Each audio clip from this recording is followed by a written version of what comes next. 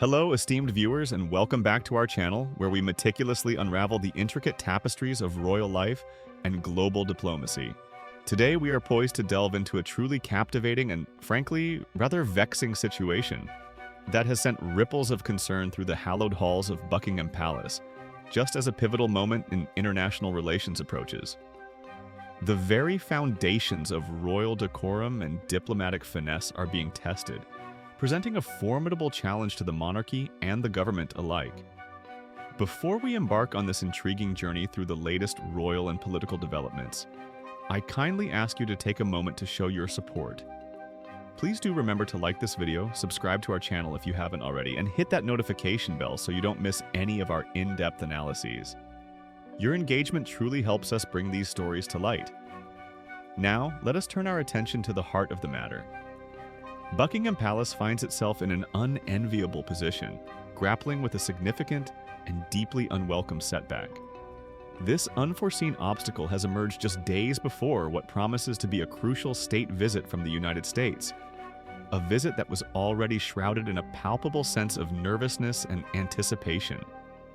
Despite the meticulous, almost surgical precision with which such high-profile events are typically planned, every detail scrutinized, every potential misstep preempted, a new and profound headache has remarkably managed to surface, casting a long shadow over the impending arrival of the Trumps.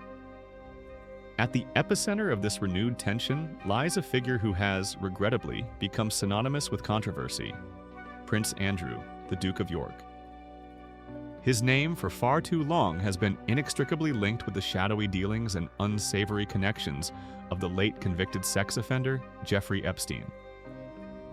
Despite persistent efforts by the royal family to distance themselves from the scandal and to allow the Duke to retreat from public life, the specter of his past associations continues to haunt the monarchy. It is a wound that simply refuses to heal, perpetually threatening to reopen at the most inconvenient times. Indeed, even as the palace endeavors to navigate these troubled waters, hoping that the passage of time might dull the sharp edges of public scrutiny, a surprising and rather dramatic move from Downing Street has quite unexpectedly thrust the Epstein files back into the glaring spotlight of public attention. This recent development has not only reignited discussions surrounding the Duke of York, but has also created a fresh diplomatic crisis, further complicating an already delicate international agenda. The source of this latest upheaval stems from a stunning announcement by the British Prime Minister, Keir Starmer. In a move that has sent ripples of shock and speculation throughout Westminster and beyond, Prime Minister Starmer took the drastic step of sacking a highly respected Labour Party peer, Lord Peter Mandelson. The reason for this abrupt dismissal? Disturbing connections to Jeffrey Epstein. This revelation is particularly jarring given Lord Mandelson's recent appointment to a role of immense importance: British Ambassador to the United States. Imagine the profound implications of such an event. At a moment when the United Kingdom is preparing to host a critical state visit from its closest ally, the United States, the nation now finds itself without a key representative in Washington. This is not merely a bureaucratic reshuffle. It is a diplomatic void at a juncture when robust communication and a steady hand are absolutely paramount. The absence of an ambassador, particularly one of Lord Mandelson's stature and experience, creates a significant vacuum, potentially disrupting the intricate preparations and the seamless flow of relations between two of the world's most influential nations. The timing, as many commentators have noted, could not be worse. The repercussions of this situation have, predictably, not gone unnoticed within the royal household. A diplomatic source, speaking candidly to the Mail, conveyed the palpable discontent within the palace, revealing that the palace has been grumbling about how unhelpful it all is. This understated sentiment, coming from such a typically reserved institution, speaks volumes about the level of frustration and disquiet. It implies a deeply felt annoyance at yet another layer of complexity being added to an already challenging itinerary. King Charles III, who has been steadfastly working to establish his reign and maintain the dignity of the crown, views this entire affair as an unwelcome distraction. For a monarch whose focus is undoubtedly on the stability and future of the monarchy, Such a high-profile political and diplomatic imbroglio, intimately linked to the lingering shadows of past royal scandals, is precisely what he does not need. It diverts attention, energy, and resources away from the significant duties and ceremonial responsibilities that define his role, especially during a period of global uncertainty and domestic challenges.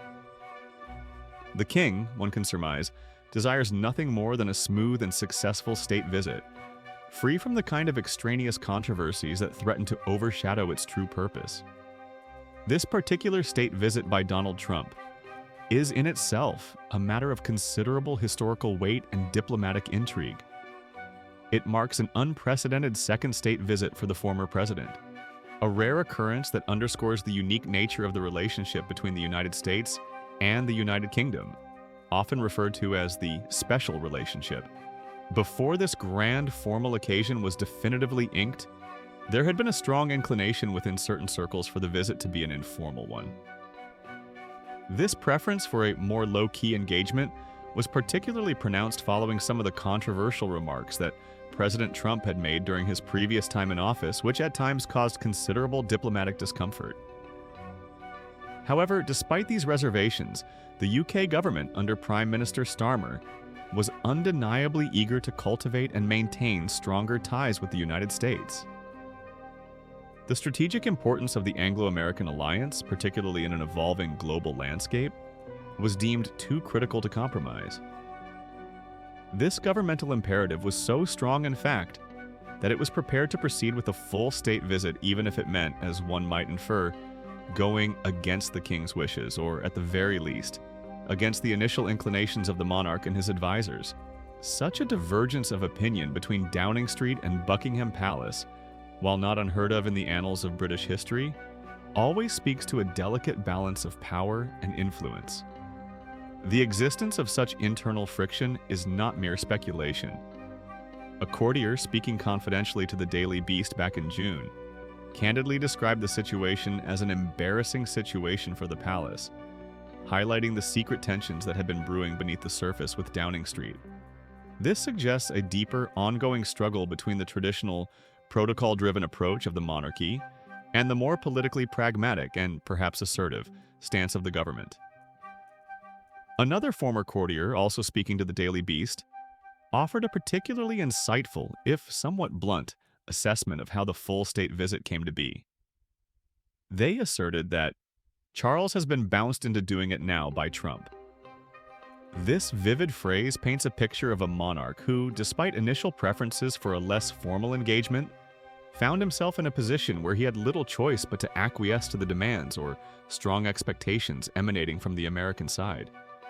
It implies a degree of pressure, a diplomatic fait accompli that left the palace with limited room for maneuver. The courtier further elaborated on the perceived embarrassment for the palace, explaining, "It's embarrassing for the palace, which sent the letter suggesting that there was going to be this cozy, informal visit first, but it looks like Trump saw that for what it was, an attempt to kick the can down the road." This statement reveals a profound diplomatic miscalculation, or perhaps a hopeful but ultimately unsuccessful strategy. The palace, in its initial overture, seemingly attempted to manage expectations and perhaps mitigate potential controversies by proposing a more relaxed, cozy, informal visit. However, according to this analysis, President Trump, with his characteristic directness, saw through this subtle maneuvering. He interpreted the offer not as a gesture of genuine informality, but rather as a delaying tactic, an effort to postpone the full pomp and circumstance of a state visit to a later, potentially more convenient time.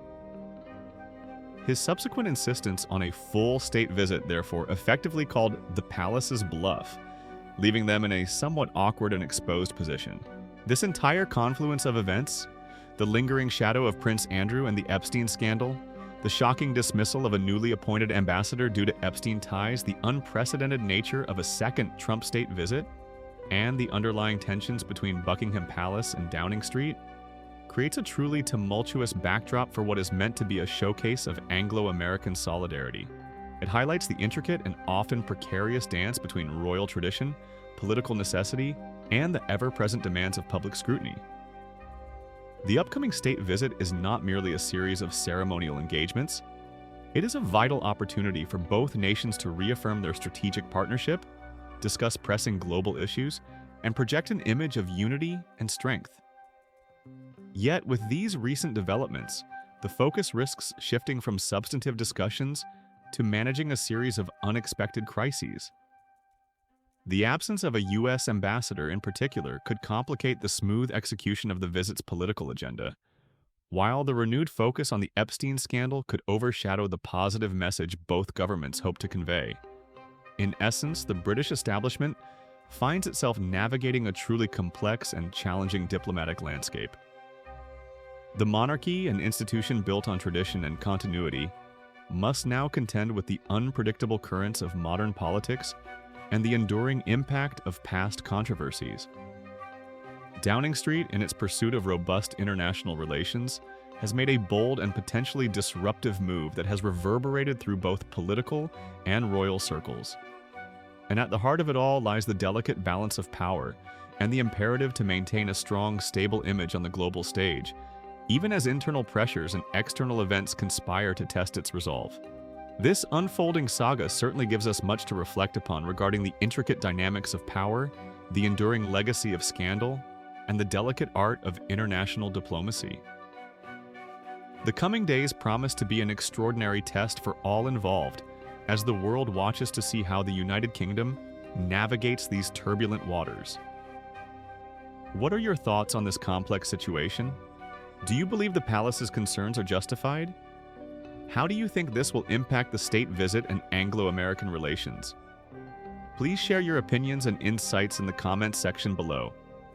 We value your perspective immensely.